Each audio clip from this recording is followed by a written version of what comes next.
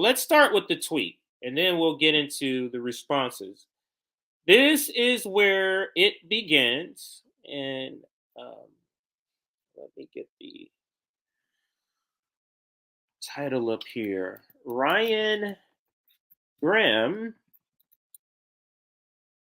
caught lying. Oops.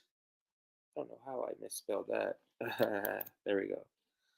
All right, so let's put this up here. And Aaron, you can begin here. Ryan Grimm caught lying by uh, Aaron Mate, and he points this out and gets and ratios Ryan. And then, of course, Jimmy Dore sees this and also retweets it, and he's nearly ratioing him. We'll look at the update, but let's start with the tweet. And here is the initial tweet. I'll blow it up even more because I like people to be able to see it on their phones, the actual wording. So here's Ryan Grimm, and here's his tweet. So let's analyze his tweet here. Let me see how it looks on the screen for everybody. I think we could take this down and maybe do this. Give it even a bigger look. So let's start here. And again, 250 is a target. Let's hit that like button. Ryan Grimm tweets out this. The Intercept has appointed an inaugural CEO, and we're announcing a new board of directors. We're going fully independent. It's a gamble, and we'll be relying on readers to support what we do. Well, isn't that fantastic? Because I hear the Intercept gets a lot of criticism because a billionaire, a tech billionaire, or let's just say a billionaire owns the Intercept or is the major funder of the Intercept. And everybody knows that the Intercept is likely an intelligence cutout. Aaron Good, the writer of many books, has been on here, been on the summit. Nick has had him on multiple times here where he talks about this on video. And I think I did a segment where I used the video. The Intercept is likely an intelligence cutout. So Ryan Grimm knows that the Intercept has a bad reputation, at least in some left communities. He knows that. So what he's attempting to do here is dress up whatever this business change, this shuffling they're doing over at the Intercept, dress it up as somehow going independent. But he's counting on people not knowing details about what he's talking about. So you go, oh, well, isn't this great? So let's see what some of the reaction he got, some of the positive reaction. Let's see if he, some of the positive. So he obviously got some positive reaction because 580 people liked it. 580. Wow. The Intercept. They're finally going, they're finally going into the good side. Finally leaving the dark side, going to the good side. Trying to whitewash the Intercept.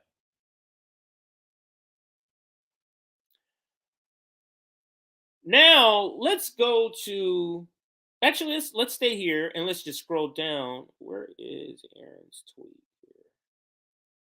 Here goes Aaron. Aaron replies here, and let's blow up his tweet. And here is Aaron's response to the same thing. Aaron, who was a reporter, either knew this information or took a quick second to look up what Ryan was saying and found out this is what actually is happening here. This post says that the Intercept's inaugural CEO comes from a group funded by its owner and a mid-year. Is that how you say it? A mid-year? Mid-year?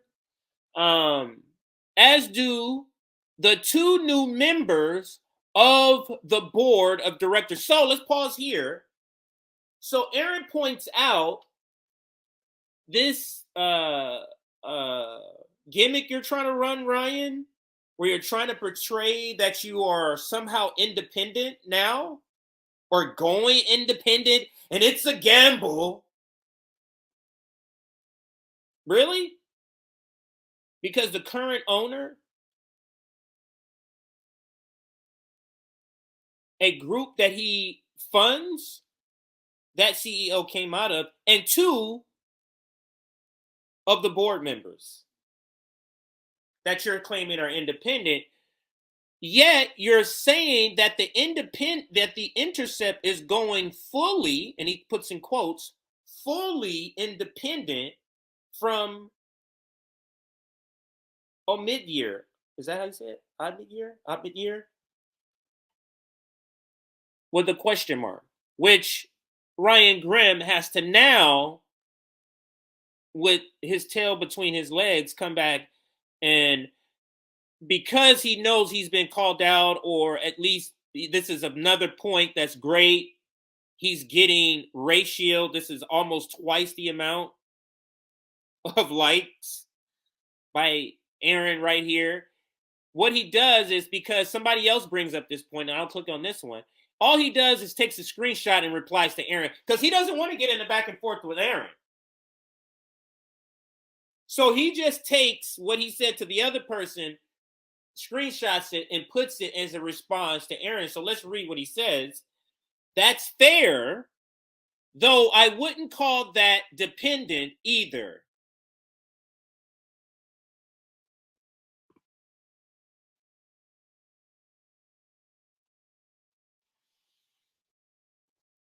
So Ryan, isn't this him admitting that this was a flip of the coin and you chose to go with the one that pretends you're independent? Because him saying that's fair is saying that is a good point. There is no pushback on that because it's a fact. Though I wouldn't call that dependent either. The billionaire, I won't say his name and keep butchering it, will probably, this is where he throws his opinion in, probably represent less than 10% of giving after the drawdown. That part, I'm sorry, this is the part is not his opinion. He must be getting that number from somewhere.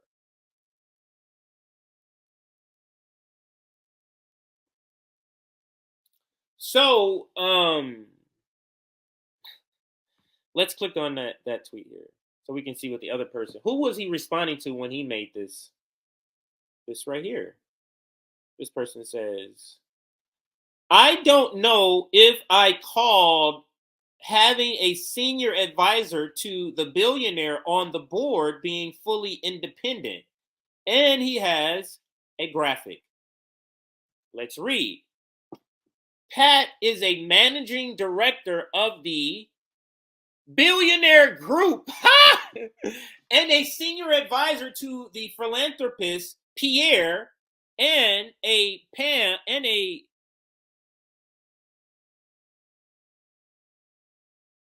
oh, I'm sorry. That's the married couple. I was reading that wrong. So let me read that again. I butchered that. Pat is a managing director. I'm assuming Pat is the name of the person they're referring to as the CEO or one of the board members. Pat is a managing director of the billionaires group. How close do you think that person is? He is the managing director, the top guy running the billionaires' own group, and a senior advisor to the Pierre and Pam. I'll call him by his first name. The billionaire's name is Pierre and his wife Pam. Deeply commit. Oh, sorry. So that's the receipt on there, and then so he has to acknowledge it, of course. And That's where we see this. Now, let me see. Um, I won't go into other people's reply because I want to follow. I want you to follow the story. Let's zoom out a little bit. So we show you that you see where Aaron Mate ratios Ryan for trying to, you know, lie to people pretty much. Hang on a second here.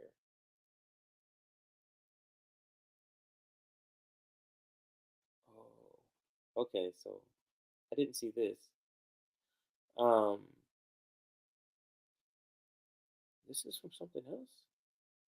Oh, he replies here with something else. So let's see what. So you see how Ryan replied with this response, and then Aaron replies to that. Let's just see what he says. He says, in other words, Ti is not going fully independent. The Intercept won't be holding my breath for coverage of stories like the OPCW scandal or Pierre, the billionaire scam network of disinformation watchdogs. And then he quote tweets what he's talking about.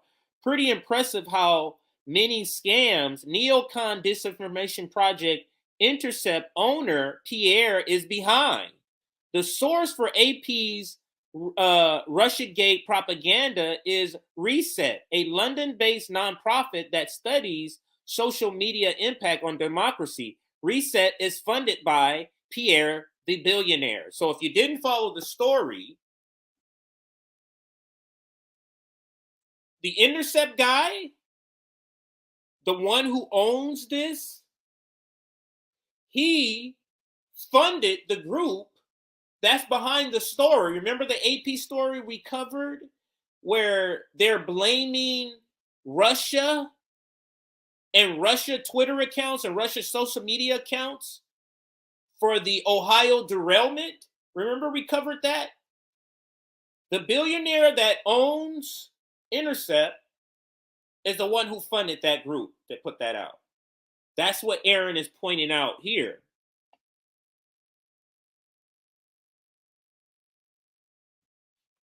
And so he's saying, let me read it again. In other words, the Intercept is not going fully independent. Won't be holding my breath for coverage of stories like the OPCW scandal or Pierre the Billionaire scandal network of disinformation watchdogs. And Indie News just says this. Ryan is nowhere to be found, okay? Ryan is nowhere to be found. So that's what we're in with the thread. That was an interesting thread for me, at least. I don't know if those that are reading or are watching this thought it was interesting. I thought that was an interesting thread. So this is a sham. This is a joke. You see how Ryan is here not to divulge truth? Ryan is not here to divulge truth. Ryan is not here to report on truth. Ryan is here to confuse. He is a chaos agent meant to muddle the waters to confuse. Because if you read through this thread, and we just did, this, you shouldn't even put this tweet out. You shouldn't even put this tweet out. And I'll go to some other responses before we move on to the next story here, because I said I would show you Jimmy Dore, and then I'll show you our account. Here is just Jimmy just tweeting it out. And Jimmy is 30 behind. Jimmy is 30 people behind ratio on him. And all he does is screenshots what Aaron said and then repost the Intercept, Ryan's tweet. So that's Jimmy's quote tweet.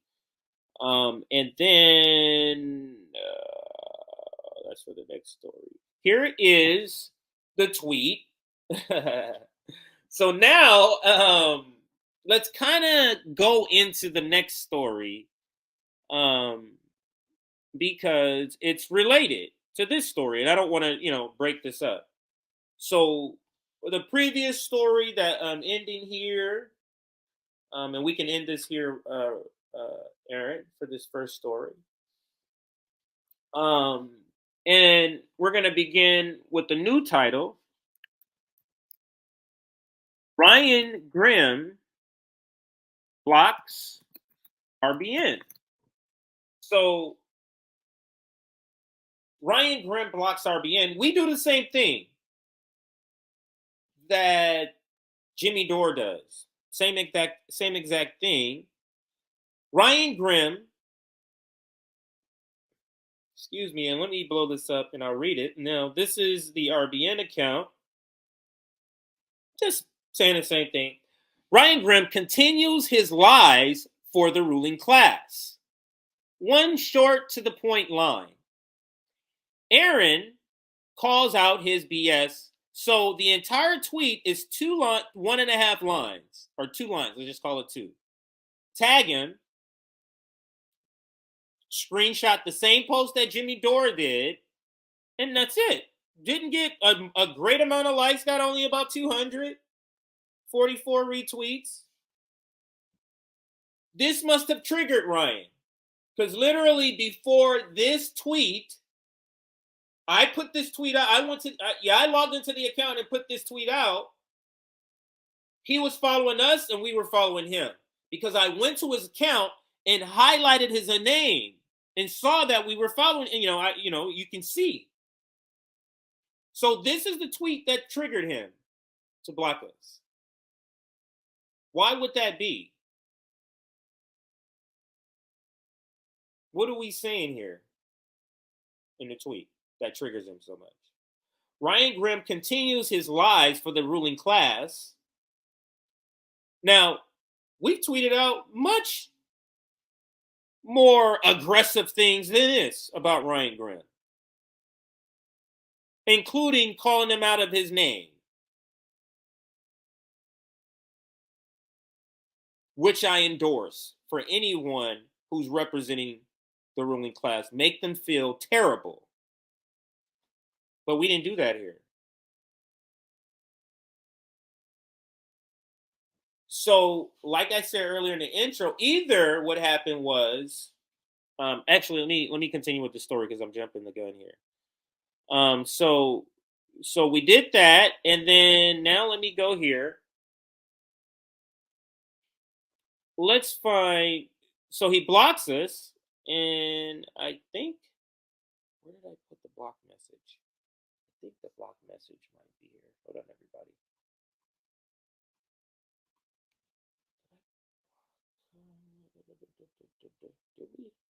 Oh, you know what? No, I'm not gonna go into messages. I could go there and get it quicker, but I'm not gonna scroll through messages right now. So let's scroll through here and get to the tweet here. I think it's before these cop videos here, or the cop shot the kid video. Yeah, here it goes, right here. I knew it was. So here is what resulted in us calling him out. Or that tweet. I guess that's a call out. Yes. We're pointing out Aaron's call out is how I would more accurately describe it. So this is just Rome and Nick saying, "Oh, he blocked me too, he blocked me." Then he says, "None of you are blocked. What are you talking about? I blocked whatever account did that OB.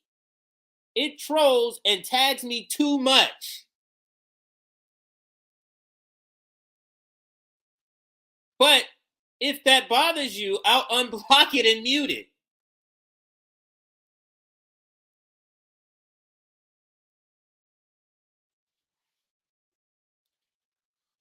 Now, the last time we tagged Ryan,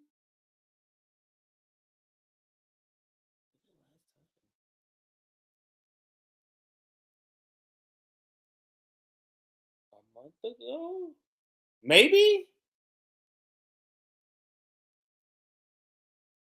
I don't think I've covered Ryan in a month, have I? Well, anyway, here's the story. We can end it here. No need to keep prolonging this guy's a clown, and he can't handle being called out for his bullshit. He's a clown, and he is an establishment hack who was called out for his lying, and hates it. He hates the fact that he calls people trolls that point out the fact that he is terrible. I guess if you don't want to troll, don't be terrible. How about that? Isn't that a better strategy? If you don't want trolls or so-called trolls, don't be terrible.